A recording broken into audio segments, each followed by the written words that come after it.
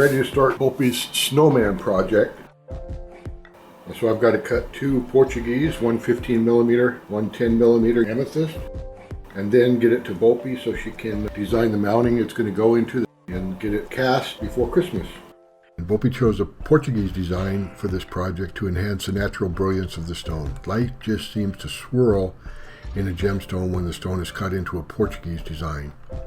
The difference between a Portuguese design and a round design is that a Portuguese faceted design may have 145 facets, compared to a standard round brilliant design which may have only 73 facets.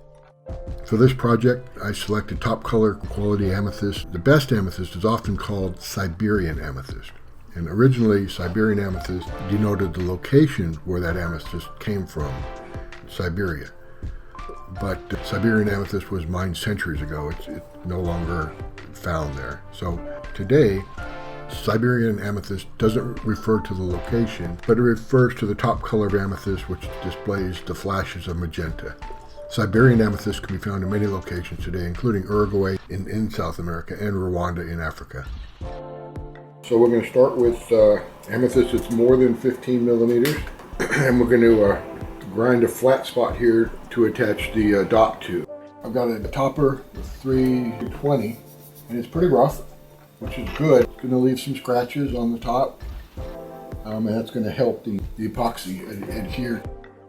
I could use my trim saw and trim off pieces of the amethyst and save them for other projects, but amethyst is not extremely expensive. Everything needs to be cleaned up. I use alcohol. I've seen some cutters use acetone. So for the bottom, I use some putty, or bigger dop, and stick the stone in there so it'll help make it flat on the top. Now it's going to be at 15 millimeters, so I'm going to use a bigger dop. And the purpose of this initial dop is it helps align everything. If I can get it aligned with this larger dop, it's going to be right in the center of where I want it. And for this, I'll use two-part epoxy.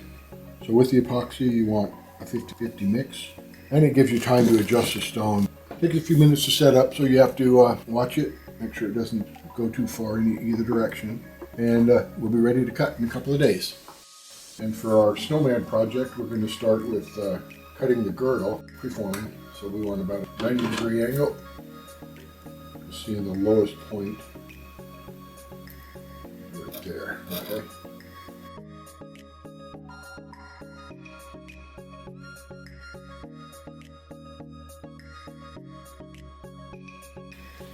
Next angle is 62 degrees, so we dial our indicator down to 62. And I want to put the stone about here so I can work it back and forth. So just bring our armature back, 62. And this cut is also at the 96 and every 6. And goes 6, 12, 18, and you just keep alternating those positions.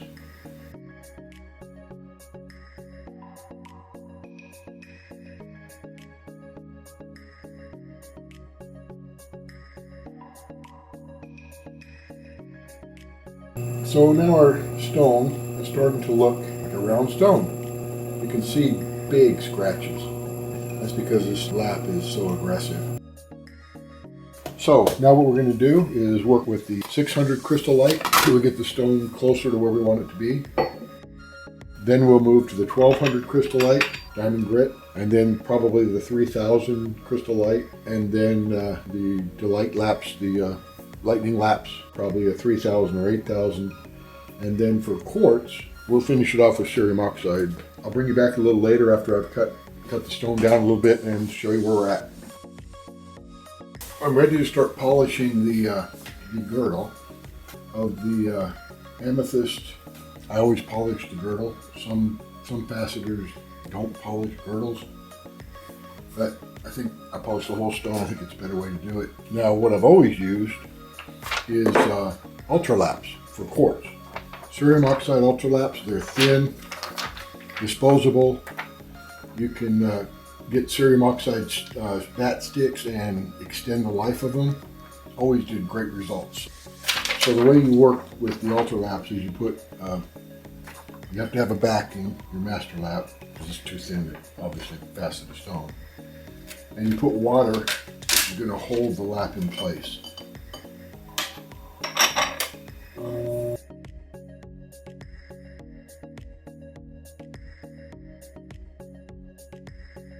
And she's polishing right up, no problems. So if you have a good pre-polish first, it helps when you're polishing.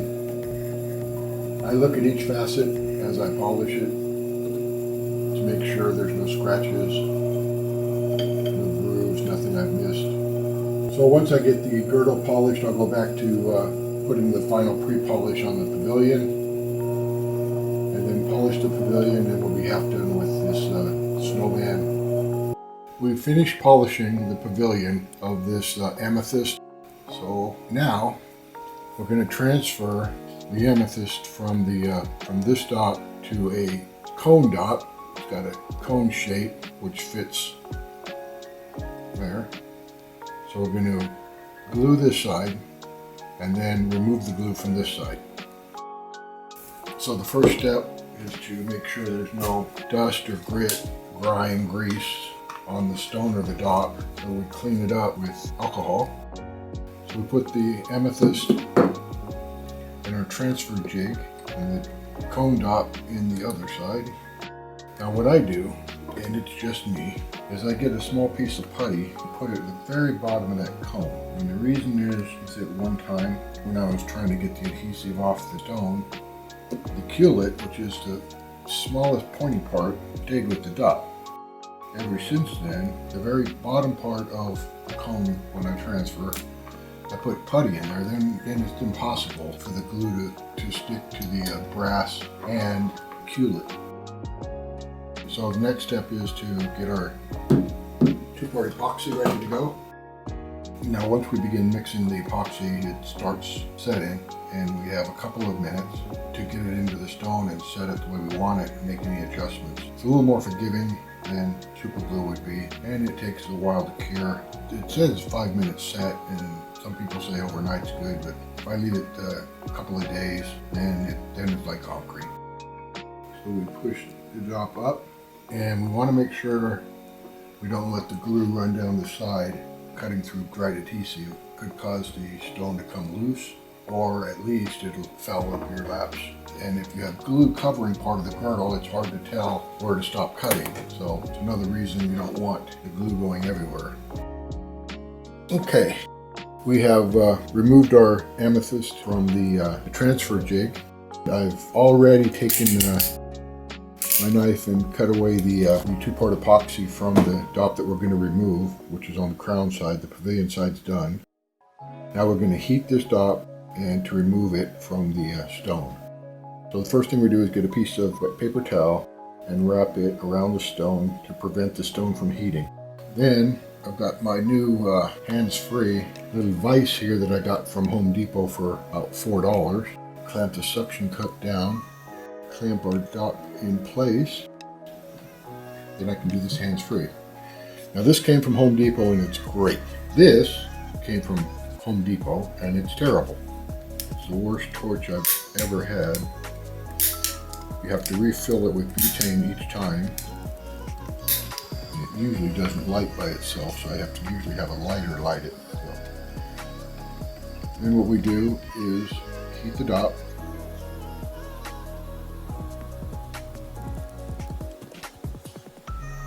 And remove it from the stone. It's that quick and easy. And we're ready to cut the crown. Now I'll take a few minutes with my X-Acto and scrape away any of the glue that's on the crown side. Our Portuguese cut amethyst is now ready to put in our Ultratech machine. We've got our amethyst half done off the dop and ready to put on our Ultratech machine and cut the top half for the crown. So we want to make sure it's aligned. The top half and the bottom half are properly aligned. So you set the dial indicator to 90 degrees one of the facets was at 96 degrees for the girdle. So we're going to line that up on the top part, and then the top and the bottom will be properly aligned. And we just need a flat edge to do that with. So that's what this little tool is for. Bring our amethyst down, and we're going to adjust it so that a flat part of the facet sits on this, and then it'll be perfectly aligned top and bottom. There's a lot of material to move, so we'll start roughing it in with one of our rougher laps, the 320 or the 360, and we'll start faceting.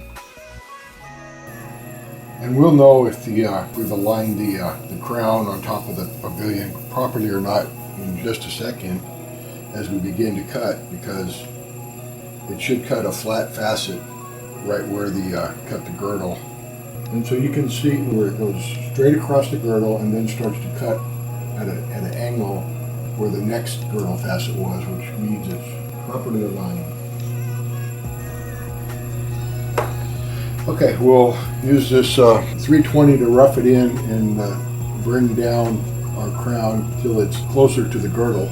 We want about a 0.3 millimeter spacing for width of the girdle, and again we use the wire gauge is a good way to judge that. So we just mark our wire gauge to 0.3 millimeters, which is the width there. Anywhere between 0.5 and 0.3 is fine. You just don't want too thin of a girdle, or when the jeweler mounts the gemstone to the mounting, it could chip, and you don't want too thick of a girdle either. We've finished polishing the crown. Now we have to take the dop out of the machine, and we need to cut a table on top of the stone. Okay, so we want to cut the table at a 90-degree angle. So to do that, we put our Ultratech 45 degrees, and then we use this table adapter, which is already at 45 degrees, and the two 45 degrees together give us 90 degrees. We set the stone in the table adapter, and I put it down quite a bit, just so the dop stick is just barely above the hole in the adapter. The more space for me, the better. That way I get my finger under the stone and control it better. Now I don't have a whole lot of material to move, and I've got a brand new Crystallite 1200 diamond lap. So I think I'll start with that.